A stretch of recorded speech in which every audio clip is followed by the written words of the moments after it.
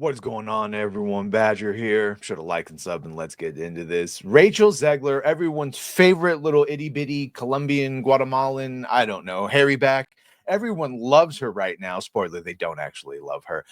She's been doing a little bit of a victory lap here, which ain't really anything to be proud about, considering that you didn't even beat the Marvels opening weekend.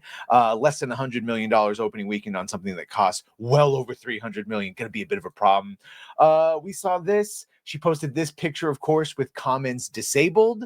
Number one movie in the world, even though the previous week the number one movie was number one with $8 million, and that was Novocaine. So being the number one movie in the world with only, and as rounded up, an $87 million global, that isn't good. And now we've got Variety doing some articles, some Cope articles here, inside Disney Snow White fiasco, death threats, beefed up security, and a social media guru for Rachel Zegler. We know Rachel Zegler absolutely ignored all of that.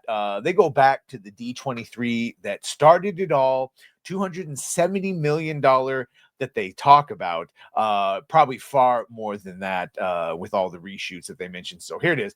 She didn't understand the repercussions of her actions as far as what that meant for the film, for Gal, for anyone, says one insider. Of course, Yeah.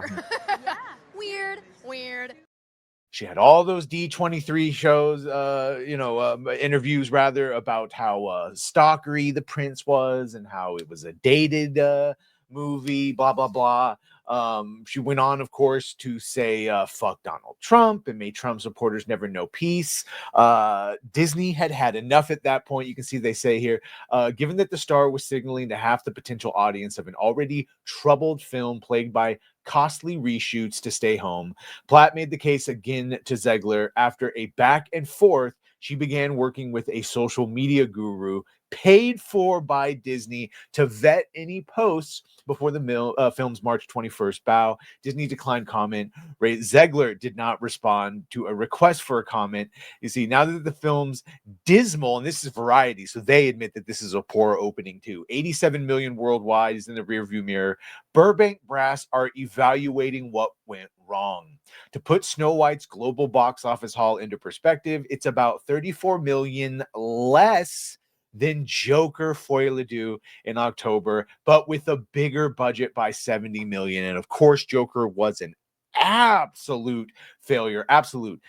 You can't say that a live action remake of the most iconic film in the vault that cost 270 million conservatively and has been reshot multiple times, opening to 50 million, is okay. The math doesn't work.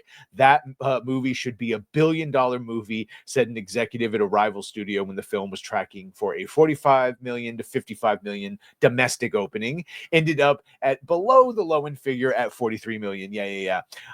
Disney Zegler standoffs underscore the challenges. Look, anytime anyone says the controversy with Gal Gadot, there was no controversy. And thankfully, this is more or less the fairest I've heard this described. For her part, Gadot kept her comments on geopolitics limited to offering support for the civilian hostages taken during the October 7th Hamas attack that did not mix that message with the promotion of the film. She said it at a completely separate event, not a red carpet event or anything promoting Disney. It was at the ADL. So come on, what are we talking about? And this just goes on to show that even before D23, Zegler was being a problem with her promotion of West Side Story, being upset that they curtailed. You can see here Moon Picture Production declined to cut her loose for the telecast.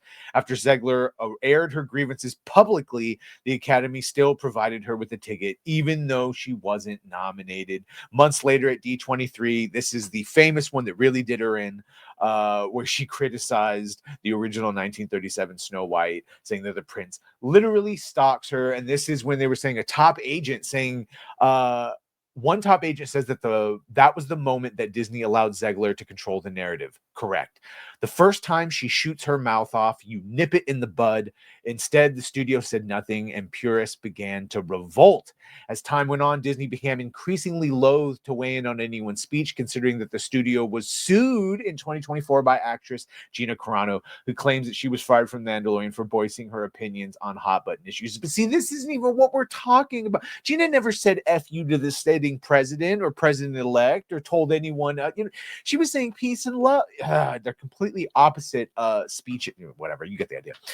They say all press is good press, but as you can see, Snow White definitely proved that isn't true. They tried to blame COVID stopping, and then they point to the other poor numbers for Dumbo and Maleficent, and that Peter Pan and Peter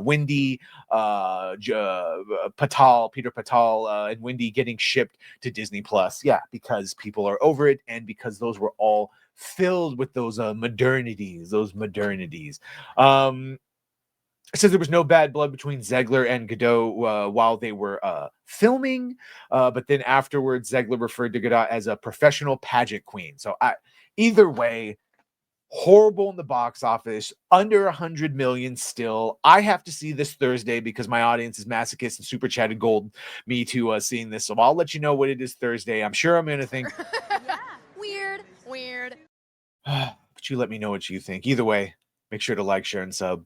If you have done that, thank you. If you're going to do that, thank you. And well, bye.